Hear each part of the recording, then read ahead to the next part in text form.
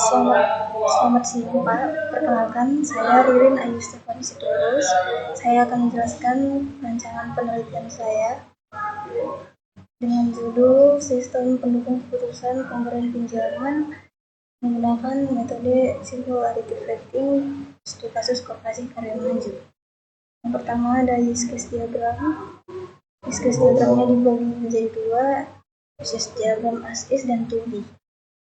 As is itu sistem yang sedang berjalan sekarang dan to be sistem yang akan diusulkan. Jadi Pak, use case diagram as is-nya di sini yang pertama itu nasabah melakukan permohonan pinjaman. Nanti selanjutnya karyawan lapangan akan melakukan survei terlebih dahulu, yaitu dengan cara melihat kepribadian yang pertama kali kepribadian dari calon nasabah yang akan meminjam itu.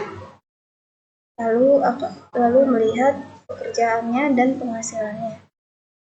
Nah, setelah survei dilakukan, jika nasabah layak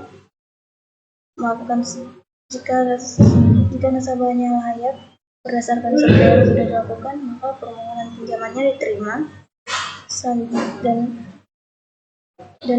dan selanjutnya melakukan pendaftaran. Jika setelah survei nasabah tidak layak, maka permohonan langsung ditolak.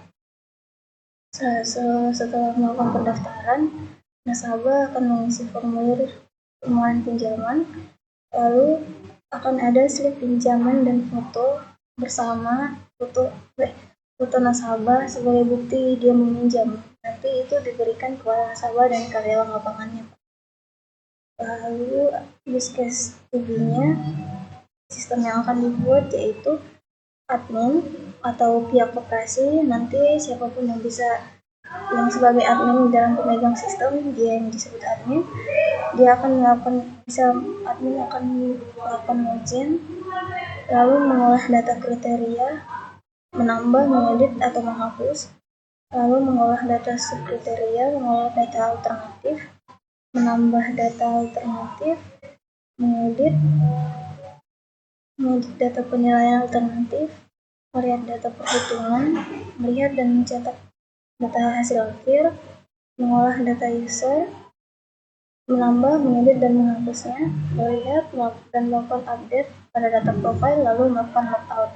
Sedangkan user hanya bisa login, lalu user ini Pak disebut sebagai pengguna aplikasi atau nasabah atau calon nasabah yang akan melihat dia layak nggak, atau dia ingin melihat ranking dari nilainya nanti. User akan login, lalu user bisa melihat data perhitungan, bisa melihat data dan mencetak data hasil akhir, bisa melihat dan melakukan update data pada profile, lalu logout. Jadi user hanya cuma bisa melihat saja Pak. Yang mengedit, menambah dan menghapus itu tugasnya admin. Lalu yang kedua sequence diagram. Sequence diagram ini ada dua area, yaitu user dan sistem. User akan melakukan login pada sistem. Jika login berhasil, maka akan kembali ke user. Lalu user di sini untuk admin Pak. Admin akan menginput data, kriteria, dan bobot. Lalu sistem akan menampilkan data, kriteria, dan bobot. Lalu admin akan menginput data permohonan, lalu sistem menampilkan datanya. Lalu admin akan memilih analisis pinjaman, yaitu proses penilaiannya Pak. Lalu sistem akan melakukan proses analisis, lalu menghasilkan outputnya. Selanjutnya activity diagram, yaitu user menginput data dan kriteria pemohon. User yang dimaksud sini adalah admin Pak. Sistem melakukan proses penilaian pemberian pinjamannya. User akan melakukan login ke sistem dengan memasukkan username dan password. Lalu sistem akan menampilkan tampilan awal aplikasi atau dashboard. Selanjutnya sistem setelah menampilkan tampilan awal, User akan menginput nilai kriteria nilai bobot, lalu menyimpannya, dan sistem menyimpannya ke database. Lalu user memasukkan data permohonan peminjaman dan sistem akan menyimpan data permohonan ke database. Selanjutnya admin akan memilih proses penilaian dan sistemnya akan melakukan proses normalisasi atau proses penilaiannya yaitu proses normalisasi, mengalihkan nilai normalisasi dengan nilai bobot, menentukan kelayakannya, lalu menampilkan hasil. Selanjutnya kelas diagram. Kelas diagramnya di sini ada 4 part. Yang pertama ada user.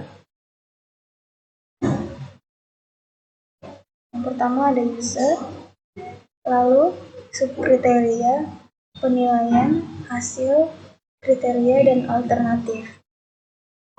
Perancangan basis datanya ada 6 juga Pak, ada 6 tabel. Yang pertama tabel user, lalu tabel kriteria, lalu tabel alternatif, lalu tabel subkriteria, tabel penilaian, dan tabel hasil. Selanjutnya perancangan user interface-nya Pak, ada rancangan, yaitu rancangan tampilan dari sistemnya. Yang pertama ada rancangan halaman login, yaitu rancangannya ini Pak, rancangan dashboardnya ini, lalu rancangan data alternatifnya seperti ini Pak, rancangan data kriterianya seperti ini, rancangan alternatifnya ini, lalu rancangan proses perhitungannya yang pertama yaitu data alternatifnya, lalu menghitung nilai normalisasinya, lalu hasil normalisasi, menghitung nilai preferensi hasilnya, lalu ada rankingannya Pak, yaitu nanti di situ ada isinya nilai nama alternatif atau nama nasabahnya, lalu nilainya, dan rankingnya.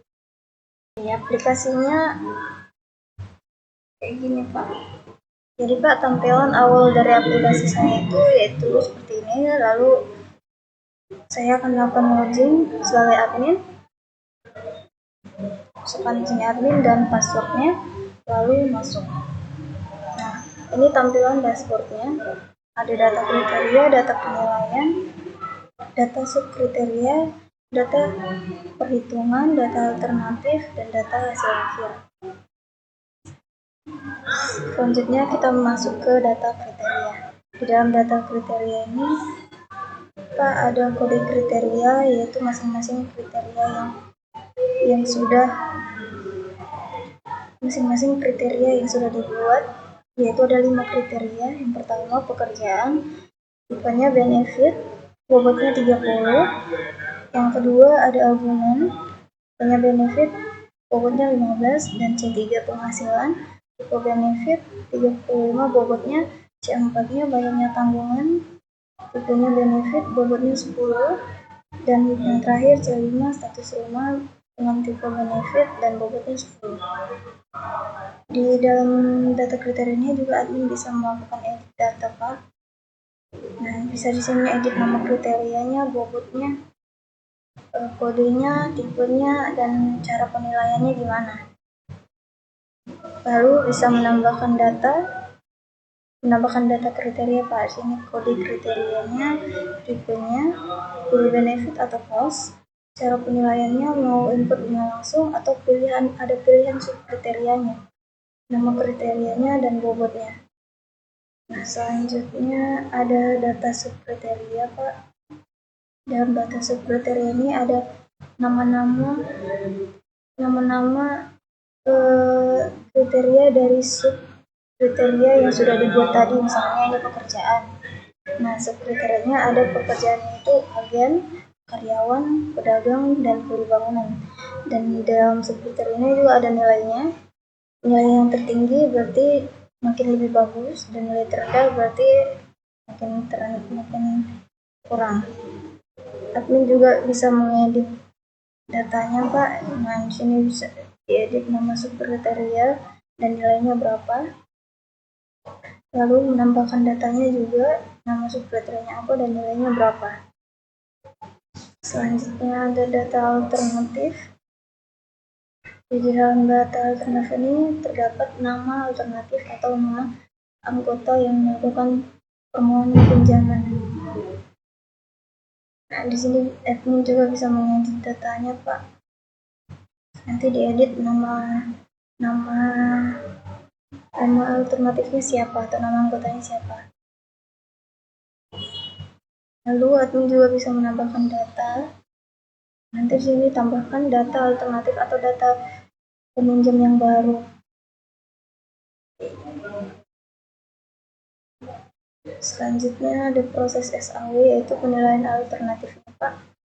Di sini ada data alternatifnya, nama dari alternatif tersebut, lalu diedit dari masing-masing alternatif, diisi dari kriterianya, diisi kriteria yang ada dari subkriteria pilihan ini,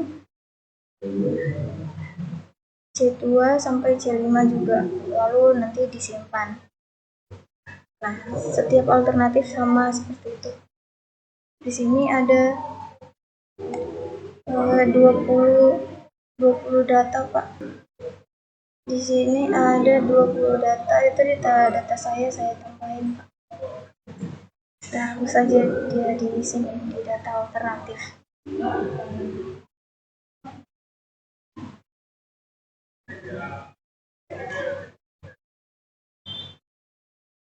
Di sini penilaian alternatifnya ada 20 data yang diberikan oleh Koperasi Kartu. Lalu kita masuk ke perhitungannya.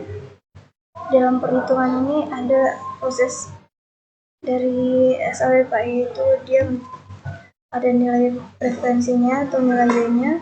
Di sini ada bobot dari setiap kriteria dan tipe-nya. Lalu dibuat matriks keputusan atau X. Di sini berisi nama alternatif dan nilai dari setiap kriterianya yang sudah dimasukkan ke dalam nilai. Lalu karena kita benefit atau keuntungan semua, maka kita pakai rumus yang max. Lalu matriks ternormalisasinya atau R-nya berisi nama alternatif R1, R2, R3, R4, dan R5. Di sini yaitu perhitungan dari setiap dari ini, Pak, dari keputusan ini dihitung dengan dibagikan dengan nilai tertinggi atau nilai maksimum dari setiap kriterianya, dari setiap nilai kriteria yang sudah tertera di situ, Pak. Setiap anggota atau setiap alternatif. Di sini ada hasil perhitungan juga dan proses perhitungannya. Lalu penjelasan bobotnya, dan di sini selanjutnya ada nilai preferensi atau fee. Di sini dia perhitungan untuk mencari nilainya, Pak. Untuk mencari nilai dari setiap alternatif. Di sini ada perhitungannya dan hasilnya. Lalu dikali lalu ditambahkan dengan ini, ditambahkan dengan V3, V4, dan V5, maka hasilnya ini. Selanjutnya dia ada ranking. Rankingan ini, Pak, yaitu berisi nama alternatif, nilai, dan ranking dari setiap anggota yang sudah dihitung tadi, yang sudah muncul hasil ini akan diurutkan berdasarkan ranking tertingginya. Nah, di sini Karisma mendapat nilai 81,25 dan dia menjadi ranking pertama. Lalu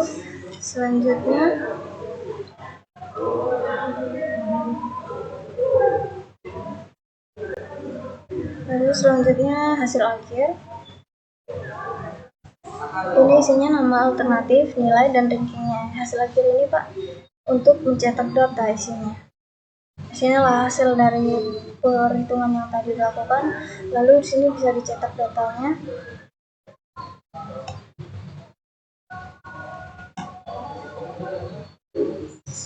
Nanti datanya akan seperti ini. Nah, nanti user juga bisa melihat ini Pak dan mencetak datanya untuk mengetahui mereka mendapat nilai berapa.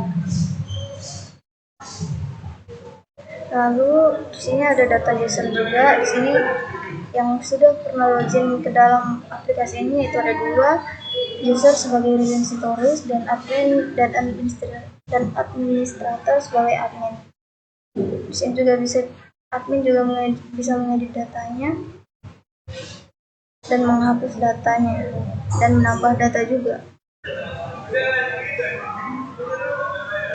Lalu profile, ini isinya profil dari siapa yang login aplikasi tersebut. Lalu kita masuk ke dalam user. Kita masuk sebagai user.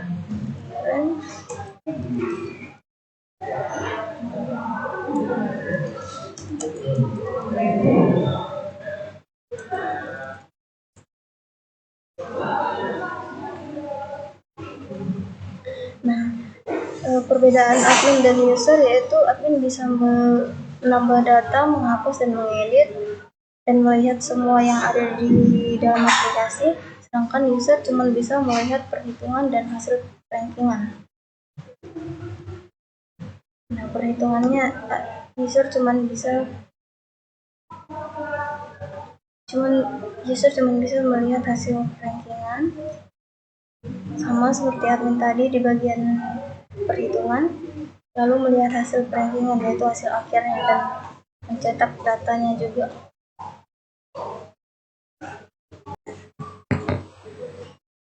Baik Pak, sekian penjelasan dari rancangan sistem dan tes program dari penelitian saya yang berjudul Sistem Pendukung Keputusan Pemberian Pinjaman menggunakan metode Simple Additive Rating, studi kasusnya Koperasi Karya Maju. Terima kasih Pak. Shalom.